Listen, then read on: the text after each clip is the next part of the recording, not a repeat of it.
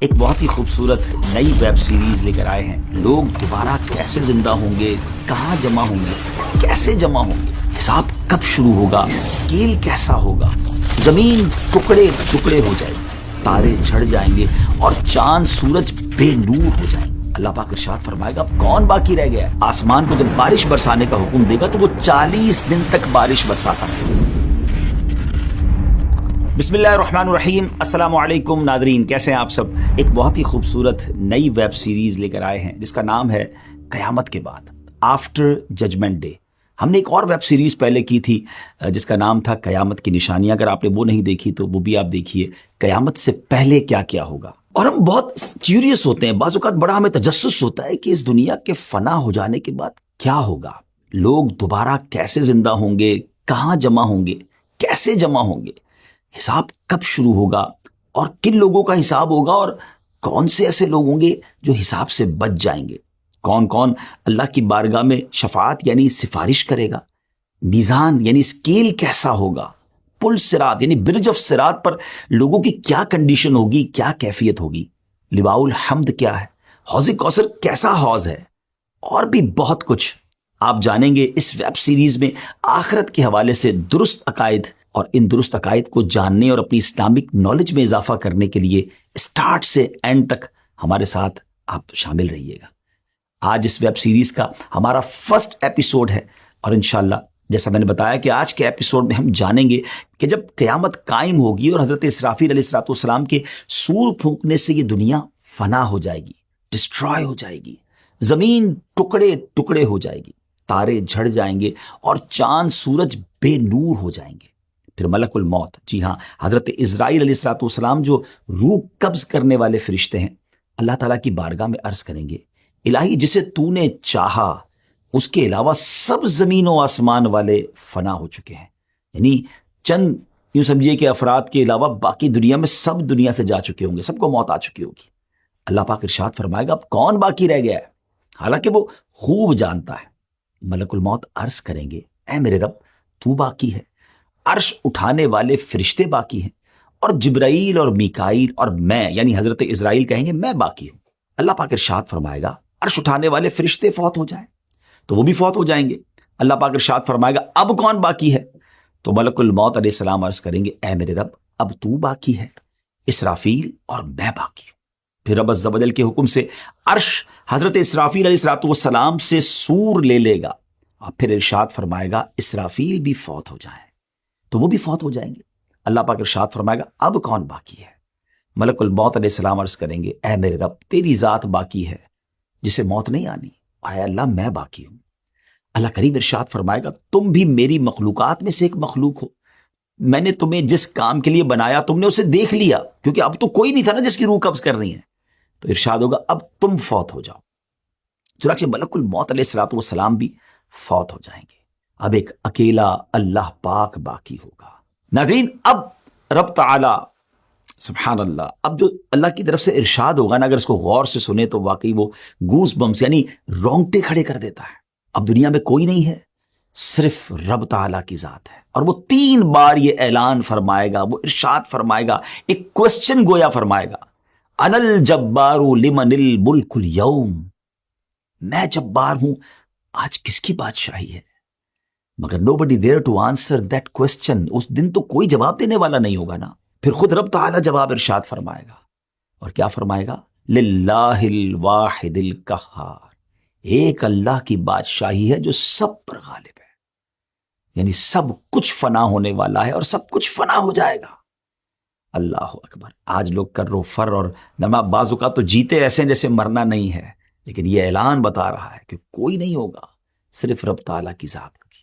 اب کیا ہوگا, سب سے آخر میں جس ہستی کو موت آئے گی وہ مخلوقات کی روح قبض کرنے والے ملک الموت حضرت عزرائیل علیہ السلام ہے. اس کے بعد رب تعالیٰ اس زمین کو دوسری زمین سے بدل دے گا, آسمانوں کو بدل دے گا, اور زمین کو ایسے پھیلا دے گا کہ اس میں اونچا نیچا کوئی ٹیڑھا پن نہیں ہوگا, ٹوٹل اسٹریٹ زمین ہوگی.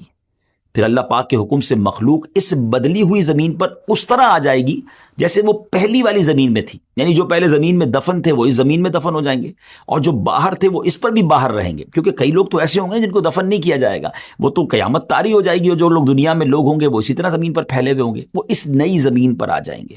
یہ زمین بالکل اسٹریٹ ہوگی، اور ایسی اسٹریٹ ہوگی کہ زمین کے کونے پر بھی اگر کوئی رائی کا دانہ ہوگا تو وہ نظر آ جائے گا، ٹوٹلی اسٹریٹ زمین ہوگی۔ اب اللہ کریم آسمان کو جب بارش برسانے کا حکم دے گا تو وہ 40 دن تک بارش برساتا رہے گا، یہاں تک کہ مخلوق پر پانی 12 ہاتھ کے برابر بلند ہو جائے گا، اتنا پانی ہو جائے گا۔ پھر اللہ کریم باڈیز کو اگنے کا حکم دے گا۔ کمال دیکھیں، رب کی شان دیکھیں، اب باڈیز جو ہیں وہ سبزیوں کی طرح اگنے لگ جائیں گی، یہاں تک کہ جب ان کے جسم پہلے کی طرح کمپلیٹ ہو جائیں گے تو اللہ پاک کی طرف سے حکم ہوگا کہ میرا عرش اٹھانے والے فرشتے زندہ ہو جائیں۔ وہ تو کن کا مالک ہے نا، وہ تو فرماتا ہے کن ہو جا تو ہو جاتا ہے، وہ فرمائے گا زندہ ہو جائیں، تو عرش اٹھانے والے فرشتے زندہ ہو جائیں گے۔ سب سے پہلے دوبارہ زندہ ہونے والوں میں یہی فرشتے ہوں گے۔ پھر حکم الہی سے حضرت اسرافیل سور پکڑیں گے اور اپنے منہ پر رکھ لیں گے، پھر اللہ پاک ارشاد فرمائے گا جبرائیل اور میکائیل زندہ ہو جائیں، تو وہ دونوں بھی زندہ ہو جائیں گے۔ پھر اللہ پاک روحوں کو بلائیں گا تو روحیں حاضر کی جائیں گی۔ سبحان اللہ، اے مسلمانوں آپ کو مبارک ہو، ایمان والوں مبارک ہو۔ مسلمانوں کی روحیں نور سے چمک رہی ہوں گی اور باقی روحیں اندھیرے میں ہوں گی۔ اللہ کریم سب روحیں کو سور میں ڈال دے گا، اور پھر حضرت اسرافیل علیہ السلام کو حکم فرمائے گا کہ وہ دوبارہ اٹھنے اور جمع کرنے والی پھونک مارے۔ بس وہ جب پھونک ماریں گے سور میں تو روحیں سور سے شہد کی مکھیوں کی طرح نکل کر زمین و آسمان کے درمیان خلا کو بھر دیں گی۔ پس روحیں زمین کے نیچے اپنی باڈیز کی طرف جائیں گی، اور ناک کے جو ہولز ہوں گے نا، ناک کے سوراخ سے داخل ہو کر جسم میں سرایت کر جائیں گی۔ اس کے بعد حشر برپا ہوگا اور لوگ جمع ہونا شروع ہوں گے۔ ویورز، کیسی معلومات ہے، سنتے ہیں تو بعض اوقات عقل حیران ہو جاتی ہے کہ پھر سے وہ لوگ زندہ ہوں گے۔ ذرا غور کریں نا کہ دو نفخوں یعنی دونوں سوروں کے درمیان، یعنی ایک سور وہ جس میں سب کو موت آ جائے گی، اور دوسری سور جس میں دوبارہ زندہ کیا جائے گا، 40 سال کا وقفہ ہوگا۔ خیر وقفہ جتنا بھی ہو، لیکن ذہن میں ایک سوال تو پیدا ہوتا ہے نا کہ یہ ہوگا کیسے کہ اتنا ٹائم پیریڈ گزر گیا ہوگا، باڈیز تو ڈیکمپوز ہو چکی ہوں گی، باڈی کے ٹائنی پارٹیکلز، چھوٹے چھوٹے ذرے زمین کے پارٹیکل کے ساتھ مل چکے ہوں گے، نہ جانے کہاں کہاں پہنچ چکے ہوں گے، پھر یہ سب کیسے ہوگا؟ یاد رکھیے کہ انسان کی ہر چیز گل جاتی ہے سوائے عجب الضم کے۔ اب یہ کیا ہے؟ یہ ایک ہڈی کے بارے میں کہا جاتا ہے، اور بروز قیامت اسی ہڈی پر مخلوق کو دوبارہ بنایا جائے گا۔ عجب الضم کے لفظی معنی ہے دم گچھ، عجب کے معنی ہے اصل، اور ضم کا معنی ہے دم۔ اب یہاں کچھ لوگ کہتے ہیں کہ اسپائنل کارڈ، دیکھیں ہماری جو ریڑھ کی ہڈی ہوتی ہے، انسان اسی پر بیٹھتا ہے، یہ باقاعدہ پلر کی حیثیت رکھتی ہے، جیسے دیوار کے لیے بنیاد ہوتی ہے۔ اگر یہاں یہ ہڈی مراد ہے تو حدیث کے معنی پھر یہ بنیں گے کہ یہ ہڈی جلد فنا نہیں ہوتی، اور مٹی 100 سال کے بعد اس کو ڈیکمپوز کرتی یعنی گلاتی ہے۔ اور اگر اس سے مراد ہے اجزائے اصلیہ جو انسان کے جسم کی اصل ہیں تو وہ کبھی نہیں فنا ہوتے، اور یہ ایسے باریک کمپوننٹس، ایسے باریک اجزاء ہیں جو مائکروسکوپ سے بھی دیکھنے میں نہیں آتے۔ عربی میں انہیں اجزائے لا یتجزا یعنی انڈیویزبل کمپوننٹس، یعنی سمجھے کہ یہ ختم نہیں ہوتے، انہیں یہ کہا جاتا ہے۔ انسان چاہے جہاں بھی چلا جائے، جس بھی حالت میں ہو، مگر یہ کمپوننٹس ویسے ہی رہتے ہیں، حتیٰ کہ غذا اور خون میں بھی اجزاء شامل ہوتے ہیں۔ انہی اجزاء سے انسان پہلے بھی بنا تھا اور آئندہ بھی بنے گا۔ دیکھیں نا، آج کل ڈی این اے کی بات ہوتی ہے، بالکل مرے ہوئے کتنا سال ہو جاتا ہے، بلکہ اب تو کئی سال پرانے ڈھانچے ملتے ہیں، تو اس کے میڈیکل کے بعد یہ پتہ چل جاتا ہے کہ اس کی عمر کیا تھی، موت کا سبب کیا تھا۔ تو جب اتنی ساری آج سائنس نے ترقی کر لی ہے جو 100 سال 200 سال بعد کے بعد ڈھانچوں پر تحقیق کر لیتی ہے، تو وہ تو خالق کائنات ہے۔ ان اللہ علی کل شیء قدیر۔ نبی پاک علیہ الصلوۃ والسلام کا ایک اور فرمان سنیے کہ کچے بچے سے لے کر بوڑھے تک ہر ایک کا بروز قیامت حشر ہوگا۔ حضرت اکرمہ رحمۃ اللہ تعالی علیہ فرماتے ہیں بلا شبہ جو لوگ سمندر میں ڈوب جاتے ہیں، پھر ان کا گوشت مچھلیاں نوچ لیتی ہیں، پھر ان میں سوائے چمکتی ہڈیوں کے کچھ نہیں رہتا، پھر سمندر کی موجیں ان ہڈیوں کو الٹا پلٹا رہتی ہیں، الٹتی پلٹتی رہتی ہیں تاکہ انہیں خشکی پر ڈال دیتی ہیں، پھر وہ ہڈیاں ایک عرصے تک وہاں پڑے رہنے کے سبب گل سڑ کر خستہ اور پارا پارا ہو جاتی ہیں۔ چنانچہ وہاں سے اونٹوں کا گزر ہوتا ہے تو وہ انہیں کھا کر چل پڑتے ہیں اور پھر مینگنیوں کی صورت میں نکال دیتے ہیں۔ اس کے بعد کچھ لوگ وہاں پڑاؤ کرتے ہیں اور ان مینگنیوں کو اٹھا کر ان سے آگ جلا کر انہیں بھی راکھ کر دیتے ہیں۔ پھر ہوا چلتی ہے اور اس راکھ کو زمین پر بکھیر دیتی ہے۔ اب ناظرین اتنا کچھ ختم ہو گیا، یعنی اتنی صورتوں میں وہ جسم بدل گیا، اب راکھ بھی ہو گیا، راکھ بھی اڑ گئی ہوا کے ذریعے، مگر اب کیا ہوگا جب سور پھونکا جائے گا نا، تو یہ راکھ ہو جانے والے لوگ اور قبروں میں دفن لوگ سب نکلیں گے، اللہ سب کو پھر باڈی کی شکل دے گا، ان میں روحیں داخل ہو جائیں گی۔ حضرت اسرافیل علیہ الصلوۃ والسلام بیت المقدس کی چٹان پر کھڑے ہو کر یہ اعلان کریں گے، اے گلی سڑی ہڈیوں، ٹکڑے ٹکڑے ہو جانے والی کھالوں اور بکھرے ہوئے بالوں، اللہ پاک تمہیں حکم دیتا ہے فیصلہ کر دینے والے حساب کے لیے جمع ہو جاؤ۔ اب آئیے ہم کچھ اور آگے چلتے ہیں۔ اب یہاں ایک اور بات سمجھنی کہ اجسام جیسے دنیا میں تھے نا، ویسے ہی اپنی رنگ اور اوصاف کے ساتھ، کوالٹیز کے ساتھ دوبارہ لوٹائے جائیں گے، یعنی بے شک ہزاروں سال ہو گئے قبر میں، لیکن جب وہ اٹھیں گے تو رنگ و نسل بھی وہی ہوگی، ان کے اوصاف بھی وہی ہوں گے، اور قبروں سے اٹھانے کے بعد جو سور پھونکا جائے گا نا، وہ کافی طویل آواز ہوگی۔ اس سور کا ابتدائی حصہ لوگوں کو زندہ کرنے کے لیے ہوگا، اور بعد والا حصہ انہیں قبروں سے نکالنے کے لیے ہوگا۔ چنانچہ سور کا وہ حصہ جو انہیں زندہ کرنے کے لیے ہوگا، اسے تو وہ نہیں سن سکیں گے، البتہ سور کا وہ حصہ جو انہیں قبروں سے نکالنے کے لیے ہوگا، وہ اسے سنیں گے، لسن کریں گے۔ روایت میں آتا ہے کہ قیامت کے دن لوگ اپنی اپنی قبروں سے بغیر لباس کے، ننگے پاؤں اور بغیر ختنہ کیے ہوئے اٹھیں گے۔ someone will be no foot, someone will be on foot, someone will be on ride۔ کوئی پیدل ہوگا، کوئی سواری پر ہوگا، کوئی سواری پر اکیلا ہوگا، کسی پر 3، 4 یا 10 افراد بھی ہوں گے۔ جو نان بلیور ہوں گے، غیر مسلمین ہوں گے، انہیں تو میدان محشر لے جانے کے لیے کسی کو ملائکہ گھسیٹ کر لے جائیں گے، اور کچھ لوگوں کو آگ جمع کرے گی۔ حدیث پاک کے مطابق نبی کریم علیہ الصلوۃ والسلام نے اپنے دستے مبارک سے ایک بار بڑا کمال کا اشارہ فرمایا۔ نبی پاک نے ملک کے شام کی طرف اشارہ کر کے فرمایا کہ تمہارا حشر وہاں ہوگا، اور اسی طرح ایک روایت میں آتا ہے کہ بلا شبہ تمہارا حشر بیت المقدس میں ہوگا۔ تو ان حدیثوں سے یہ پتہ چلتا ہے کہ جو محشر کا میدان سجایا جائے گا نا، وہ بیت المقدس کے قریب، یہ پورا ملک شام ہے نا، اب اس کی بائفرکیشن اب آج کل ہو گئی ہے، لیکن یوں سمجھ لیجئے کہ بیت المقدس کے قریب جو ہے یہ پورا میدان محشر سجایا جائے گا۔ بروز محشر کی زمین کیسی ہموار ہوگی، کتنی پلین اینڈ اسٹریٹ ہوگی، جیسے میں نے بتایا کہ رائی کا ایک دانہ بھی کونے پہ رکھا ہوگا تو وہ دوسرے کنارے سے دکھائی دے گا۔ مگر ایک اور امیزنگ بات ہے کہ اس دن جو زمین ہوگی نا، وہ ہماری طرح راک کی یا مٹی کی نہیں ہوگی، کاپر کی ہوگی، تانبے کی ہوگی۔ اللہ اکبر۔ اور سورج آج کتنا دور ہے؟ ایک تحقیق کے مطابق 93 ملین مائلز اوے ہے۔ جی ہاں، 9 کروڑ 30 لاکھ مائلز، اور اس دن 1 میل کی مسافت ہوگا۔ آپ امیجن تو کریں گرمی کا عالم کیا ہوگا، یہ کیسے بیئربل کیسے ہوگا۔ تو ذرا غور کیجئے کہ اتنا ڈسٹنس، 93 ملین مائل کا ڈسٹنس کے باوجود بھی سورج کی پشت ہماری طرف ہے، لیکن جب کبھی گرمیوں میں ہمارا چہرہ اس کے سامنے آ جائے اور گرمی کا موسم ہو تو گھر سے باہر نکلنا دشوار ہو جاتا ہے۔ اس وقت 1 میل کے فاصلے پر ہوگا، اور اس کی پشت نہیں، اس کا منہ ہماری طرف ہوگا۔ ہم سوچ بھی نہیں سکتے گرمی کا عالم کیا ہوگا۔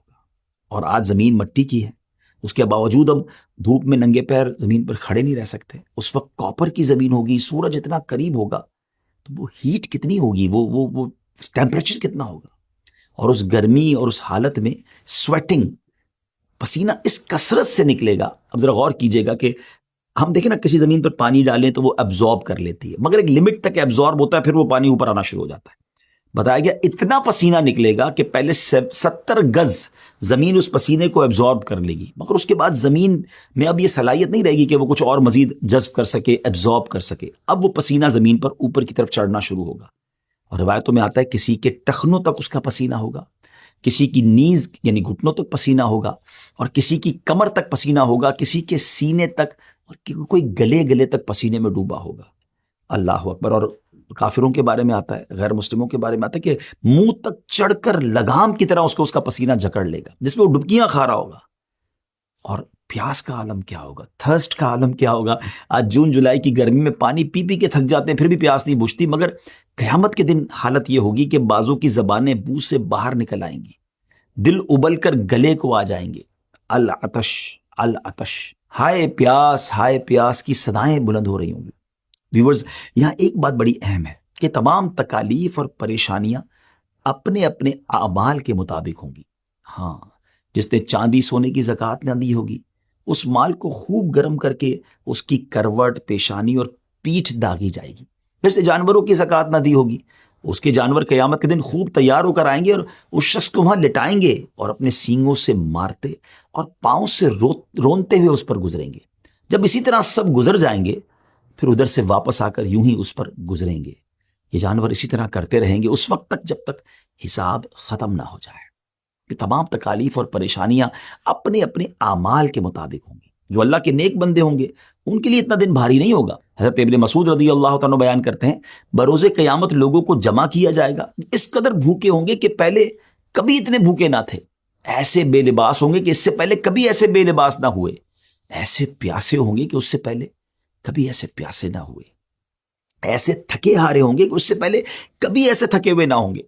جس نے اللہ پاک کے لیے کسی کو کھلایا ہوگا اللہ پاک اسے قیامت کے دن کھلائے گا. جس نے اللہ پاک کے لیے کسی کو پلایا ہوگا اللہ اسے قیامت کے دن پلائے گا. جس نے اللہ کریم کے لیے کسی کو لباس پہنایا ہوگا رب کریم اسے لباس پہنائے گا. اور جس نے اللہ کے لیے عمل کیا ہوگا اللہ پاک اسے کافی ہوگا. جس نے اللہ پاک کے دین کی مدد کی ہوگی تو اللہ کریم اس دن اسے راحت عطا فرمائے گا. ذرا غور کیجئے ناظرین، زندگی میں ایسے کام کرنے ہیں، لوگوں کی خدمت کریں، کسی کو کھانا کھلاتے رہیں، کسی کو پلاتے رہیں، پیاسے کو پانی پلا دیا کریں، بے لباس کو لباس دے دیا کریں. کیا معلوم یہ نیکیاں قیامت کے دن ایسے کام آ جائیں کہ ہمیں وہاں اللہ کی نعمتیں مل جائیں، ہم اس تکلیف سے بچ جائیں. اگر آپ چاہتے ہیں کہ آپ کو ریفرنسز بھی مل جائیں کہ کچھ باتیں قرآن سے ہوئی ہیں، کچھ احادیث سے ہوئی ہیں، کچھ بزرگان دین کے اقوال ہیں، تو آپ ڈسکرپشن میں وہ ہمارے ریفرنسز بھی لے لیجئے گا. اور ناظرین، جس طرح میں نے بتایا آپ کو کہ ہماری ایک بہت خوبصورت ویب سیریز قیامت کی نشانیاں، جس کو ملینز آف لوگوں نے دیکھا، اگر آپ اسے بھی دیکھنا چاہتے ہیں تو بہتر ہوگا کہ آپ اس کو بھی دیکھیں. قیامت سے پہلے کیا ہوگا بڑی ڈیٹیل میں ہم نے کئی ایپیسوڈز میں اسے بیان کیا ہے، تو اس کا لنک بھی آپ کو ڈسکرپشن میں مل جائے گا. ناظرین، باتیں بہت ساری کرنی ہے آپ سے، لیکن معاملہ بھی تو بہت بڑا ہے نا. قیامت کیسے طاری ہوگی اور پھر اس دن لوگوں کے ساتھ معاملات کیا ہوں گے، یہ تو ابھی پہلی ایپیسوڈ ہے نا. اگلے ایپیسوڈ میں ہم یہ معلوم کریں گے کہ مختلف لوگ محشر میں جب آئیں گے تو ان کی کیفیات کیا ہوں گی، کنڈیشنز کیا ہوں گی. بڑی امیزنگ باتیں ہیں اس میں، اور یہ بھی جانیں گے کہ کن کن حالتوں میں لوگ اللہ کی بارگاہ میں پیش ہوں گے. ہمیں اجازت دیجیے، اگلی ایپیسوڈ میں پھر ملاقات ہوگی. فی امان اللہ. السلام علیکم ورحمۃ اللہ وبرکاتہ.